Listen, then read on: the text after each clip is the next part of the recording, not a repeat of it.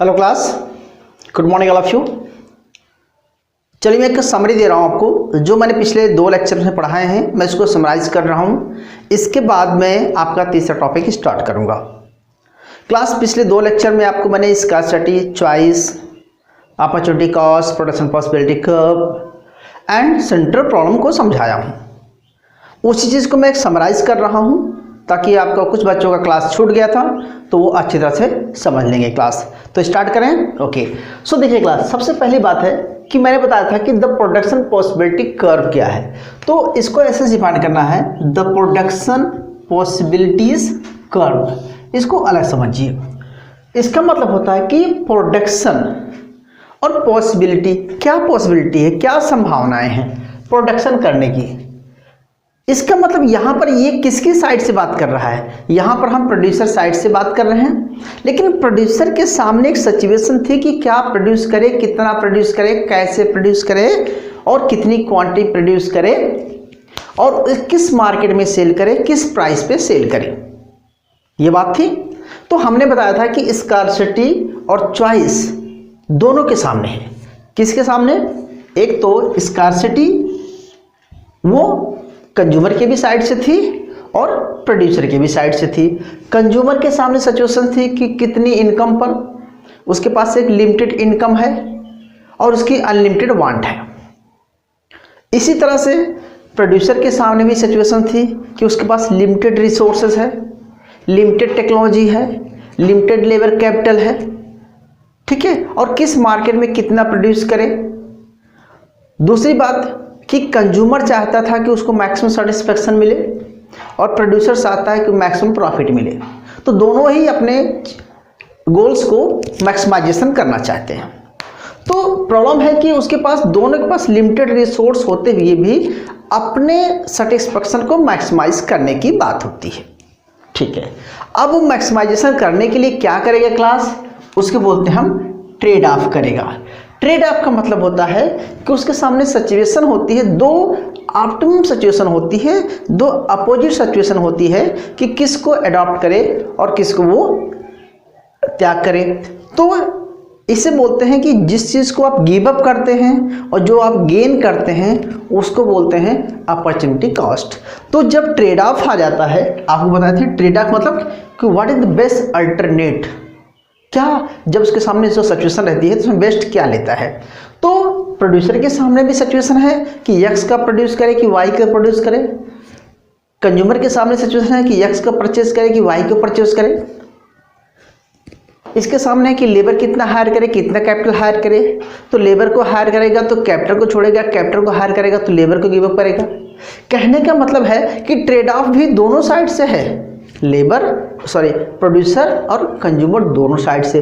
तो दोनों साइड से स्कार्सिटी आ गई, स्कार्सिटी के आने से दोनों के सामने चॉइस आ गई, चॉइस आने से दोनों के सामने ट्रेड ऑफ करना पड़ा। उस ट्रेड ऑफ को हम बोलते हैं अपॉर्चुनिटी कॉस्ट।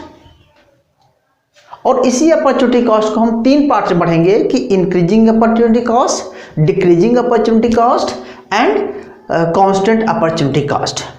तो जिसे हम ट्रेड ऑफ कहते हैं। ये समझ में आ गया।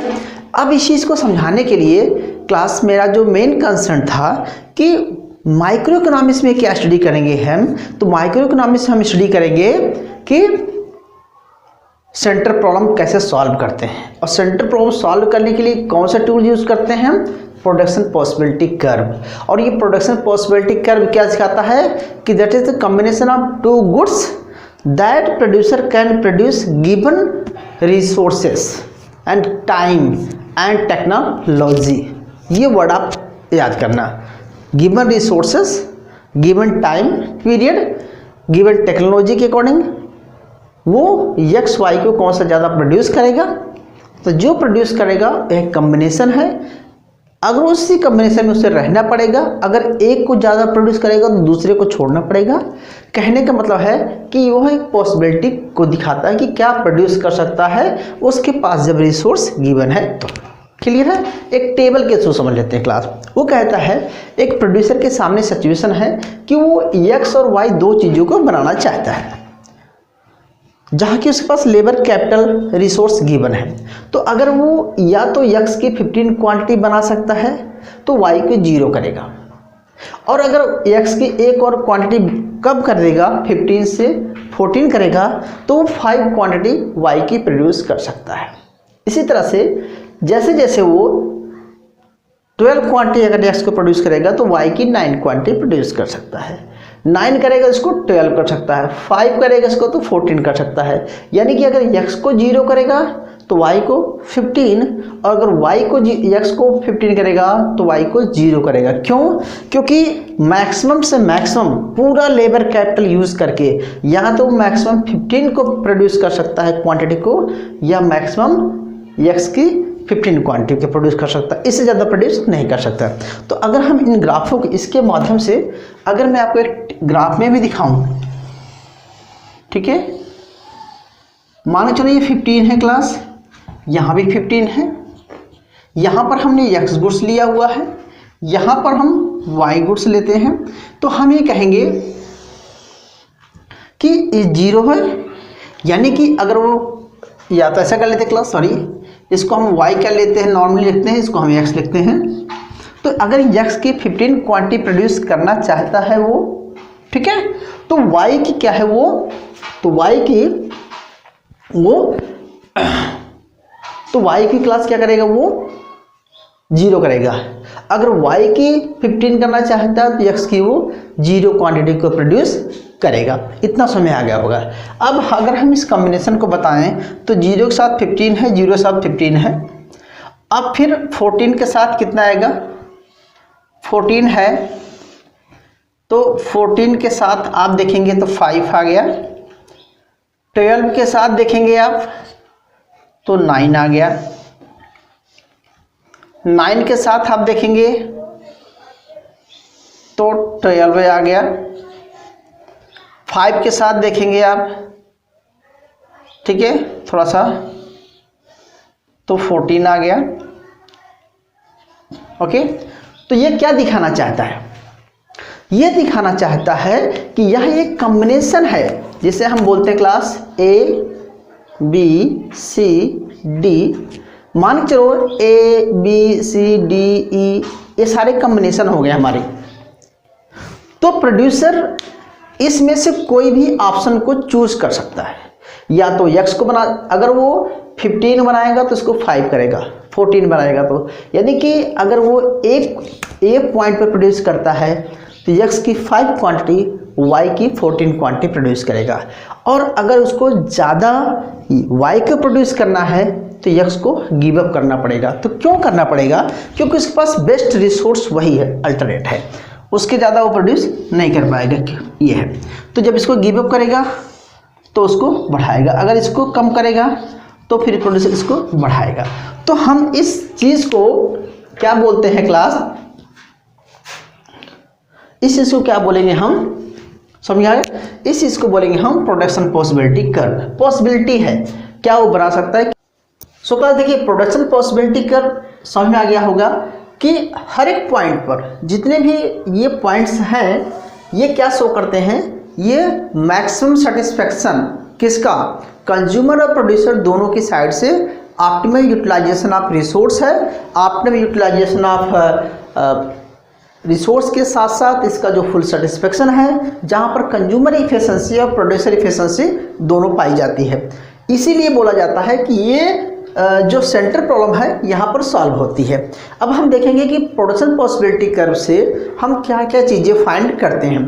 तो पहला है फुल एम्प्लॉयमेंट। इसका मतलब हुआ कि इस पॉइंट पर जो भी पॉइंट्स हैं A O B C D E हैं, इन सभी पॉइंटों पर कंज्यूमर की एफिशिएंसी हो रही है और प्रोड्यूसर एफिशिएंसी हो रही है। क्यों हो रही है कि मान के चलो कि अगर इस पॉइंट पर है, इसका मतलब यहाँ पर लेबर और कैपिटल फुली यूटिलाइज्ड हो रही है, और x का प्रोडक्शन 5 क्वांटिटी, y का प्रोडक्शन 14 क्वांटिटी हो रहा है। यानी कि इसका मतलब है कि मार्केट में इतनी ही डिमांड है, 5 और 14 डिमांड भी है। यानी कि कंज्यूमर इतना कंज्यूम कर रहा है, यानी कि कंज्यूमर की साइड से डिमांड है तो ये प्रोड्यूसर की साइड से सप्लाई भी है। इसलिए बोला जाता है कि जितने भी पॉइंट्स हैं वो पॉइंट क्या दिखाते हैं, फुल एम्प्लॉयमेंट, यानी कि ऑप्टिमम यूटिलाइजेशन ऑफ रिसोर्स दिखाते हैं। दूसरा है इफिशिएंट आउटपुट। इफिशिएंट आउटपुट का मतलब होता है कि ये हर एक पॉइंट जो है इफिशिएंट आउटपुट दिखाता है। अगर आप इसके अंडर में प्रोडक्शन करते हैं तो इसका मतलब होता है कि अंडर यूटिलाइजेशन ऑफ रिसोर्स है, यानी कि प्रोडक्शन जितना होना चाहिए उतना नहीं हो रहा है, अंडर प्रोडक्शन हो रहा है। क्योंकि इस पॉइंट पर आप आएंगे तो मान के चलो आप ऐसे बनाएंगे, जबकि प्रोडक्शन इतना हो सकता है 15 क्वांटिटी और 15 मैक्सिमम हो सकता है। तो इसका मतलब होता है अगर आप इसके बाहर जाएंगे तो आप आपके रिसोर्स के बियॉन्ड है, आप प्रोडक्शन नहीं कर पाएंगे। तो इसका मतलब होता है कि इस पॉइंट पर भी फुल यूटिलाइजेशन ऑफ रिसोर्स हो रहा है, तो इफिशिएंट आउटपुट भी यही पॉइंट है। और इफिशिएंट आउटपुट होगा तो फुल एम्प्लॉयमेंट भी इसी पॉइंट पे होगा। तीसरा पढ़ते हैं हम, scarcity and choice problem solve हो रही है। इस पॉइंट पर जो स्कार्सिटी की प्रॉब्लम है, जो चॉइस की प्रॉब्लम है, वो सॉल्व हो जाती है। इसे बोलते हैं सेंटर प्रॉब्लम सॉल्व हो गई। How to produce, whom to produce, what to produce. इसका मतलब यह हुआ है कि इतनी गुड्स की डिमांड है, इतनी मार्केट में सप्लाई है, यानी कि इस पॉइंट पर एग्रीगेट सप्लाई, एग्रीगेट डिमांड्स, ये सब कुछ क्या हो रहा है, इक्वल हो रहा है। हम ये आपसे कहना चाहते हैं। और ट्रेड ऑफ समझ गए होंगे। ट्रेड ऑफ का मतलब होता है कि कोई चीज़ को गिव अप करते हैं और कोई चीज़ गेन करते हैं। तो जो गिव अप करते हैं, ठीक है, गिव अप, और जो गेन करते हैं, गेन जो अचीव करते हैं, तो उसको लिखा जाता है MRTXY, यानी कि यक्स को वाई को अचीवमेंट करने के लिए वाई को आप गिव अप कर रहे हैं। अगर आपने डेल्टा वाई गिव अप किया तो डेल्टा यक्स आपने क्या किया, अचीव किया। ठीक है, तो कभी भी आपको MRT निकालना है, मार्जिनल रेट ऑफ ट्रांसफॉर्मेशन। तो मार्जिनल रेट ऑफ ट्रांसफॉर्मेशन निकालते हैं तो इसका मतलब ये होता है कि क्या गिव अप क्या है, क्या गेन है। तो गिव अप का मतलब होता है कि इसने 4 क्वांटिटी अचीवमेंट करने के लिए उसने 2 क्वांटिटी को क्या किया, गिव अप किया। इसका मतलब होता है कि क्या हो रहा है, इंक्रीजिंग हो रहा है। इसी तरह से इसमें 3 तरह के मार्जिनल रेट ऑफ ट्रांसफॉर्मेशन बनते हैं क्लास। एक होता है कांस्टेंट। अगर कांस्टेंट रहेगा तो यानी कि हर एक पॉइंट पर जो रेशो निकलेगा वो सेम निकलेगा। तो इस केस में आपका जो प्रोडक्शन पॉसिबिलिटी कर्व बनेगा इस तरह से बनेगा। इसका मतलब ये होगा कि जितना ही आप गेन करते हैं उतना ही आप गिव अप कर रहे हैं, तो रेशो इक्वल जाएगा। अगर इंक्रीजिंग होगा तो आपका ये कनकेव बनेगा, और अगर डिक्रीजिंग होगा तो आपका प्रोडक्शन पॉसिबिलिटी कर्व इस तरह से बनेगा। तो प्रोडक्शन पॉसिबिलिटी कर्व की शेप किस पर डिपेंड करती है, वो डिपेंड करेगी मार्जिनल रेट ऑफ ट्रांसफॉर्मेशन पे। और मार्जिनल रेट ऑफ ट्रांसफॉर्मेशन दिखाता है कि कॉस्ट कौन सी है, इंक्रीजिंग कॉस्ट है, डिक्रीजिंग कॉस्ट है, या कांस्टेंट कॉस्ट है। तो 3 तरह की कॉस्ट जो लेने के बाद आपका शेप जो है वो चेंज हो जाती है। यानी कि हम प्रोडक्शन पॉसिबिलिटी कर्व में ये भी देखते हैं कि हमारे इंडस्ट्री में जो प्रोडक्शन है वो इंक्रीजिंग कॉस्ट है या डिक्रीजिंग कॉस्ट है, या वो कांस्टेंट कॉस्ट हो रहा है। इतना समझ में आ गया होगा। अब हम बात करना चाहते हैं कि मोटा मोटे तौर पे कि हम प्रोडक्शन पॉसिबिलिटी कर्व में ट्रेड ऑफ भी फाइंड कर लिया, स्कार्सिटी भी फाइंड कर लिया, अपॉर्चुनिटी कॉस्ट भी फाइंड कर लिया। इसी को अपॉर्चुनिटी कॉस्ट को ही हम बोलते हैं क्लास, ठीक है, मार्जिनल रेट ऑफ ट्रांसफॉर्मेशन। और इस मार्जिनल रेट ऑफ ट्रांसफॉर्मेशन से दिखाता है कि जब हम इन अलग अलग पॉइंटों पे आते हैं तो कुछ गिव अप करते हैं, कुछ गेन करते हैं, इसे हम ट्रेड ऑफ बोलते हैं। और फिर हमने दिखाना है कि एलोकेटिव एफिशिएंसी, जिस पॉइंट पर कंज्यूमर और प्रोड्यूसर, मान चलो ये पॉइंट हो गया या ये पॉइंट हो गया, कोई भी पॉइंट होता है, जिस पॉइंट पर कंज्यूमर और प्रोड्यूसर दोनों सेटिस्फाई हो जा रहे हैं वो एलोकेटिव एफिशिएंसी हो जाती है। कभी आगे चल के आपको पढ़ाएंगे कि हमारा इंडिफरेंस कर्व ये रहेगा, प्रोडक्शन पॉसिबिलिटी कर्व ये रहेगा, तो बजट लाइन हमारी और कॉस्ट लाइन यहाँ पर जाएगी।